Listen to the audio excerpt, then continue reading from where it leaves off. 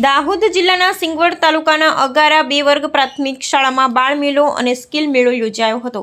પ્રાપ્ત માહિતી અનુસાર દાહોદ જિલ્લાના સિંગવડ તાલુકાના અગારા 2 વર્ગ પ્રાથમિક શાળામાં બાળ મેળો અને સ્કિલ મેળો યોજાયો હતો, જેમાં બાળકોએ ઉત્સાહભેર ભાગ લીધો હતો।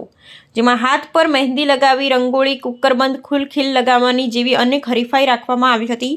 શાળાના આચાર્ય રમણભાઈ બારિયા અને શાળાના સ્ટાફ દ્વારા મહેનત કરી કાર્યક્રમને સફળ બનાવ્યો હતો અને પ્રથમ, દ્વિતીય અને તૃતીય નંબર આવનારા બાળકોને ઇનામ આપી પ્રોત્સાહિત કરવામાં આવ્યા હતા। Reporter Sureshbhai Hasamkawana, Gujarat bureau chief.